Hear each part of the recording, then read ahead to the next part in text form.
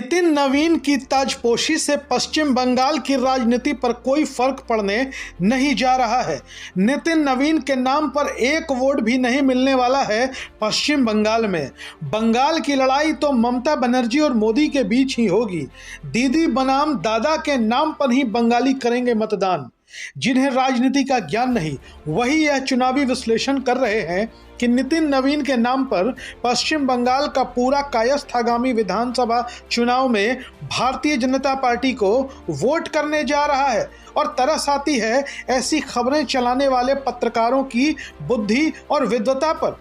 इन दिनों हमारे देश की मीडिया को एक अलग तरह की बीमारी लगी हुई है, बिना वजह गुणगान करने की।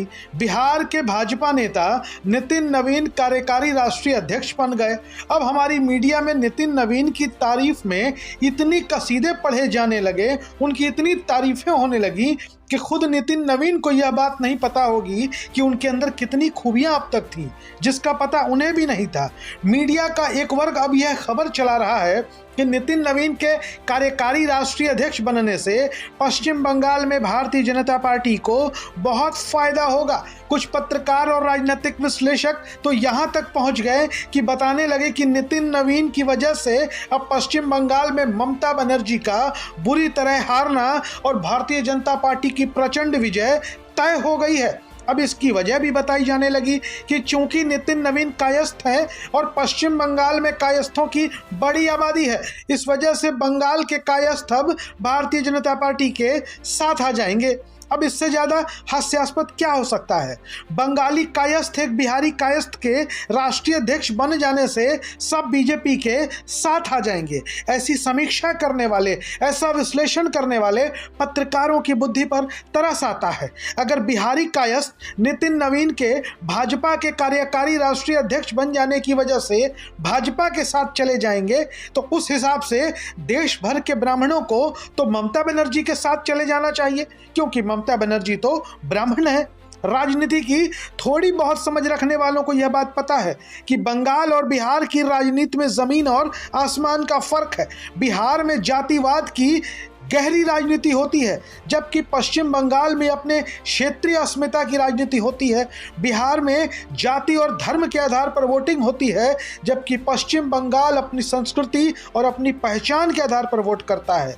ऐसे में नितिन नवीन के राष्ट्रीय अध्यक्ष बन जाने से पश्चिम बंगाल की राजनीति पर उतना ही असर पड़ेगा जितना नवजोत सिंह सिद्धू के पंजाब कांग्रेस अध्यक्ष बनने से तमिलनाडु की राजनीति पर पड़ा होगा।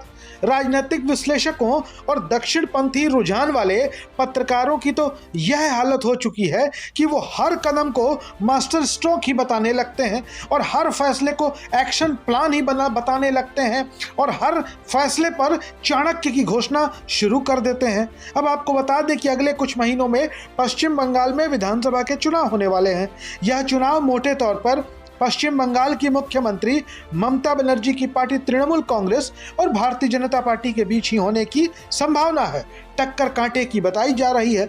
ममता बनर्जी जहां इस चुनाव को बंगाली अस्मिता के आधार पर लड़ेंगी, तो वहीं भारतीय जनता पार्टी यहां हिंदू बनाम मुस्लिम करने की अपनी सर्वाधिक सफल और अचूक रणनीति पर काम करेगी।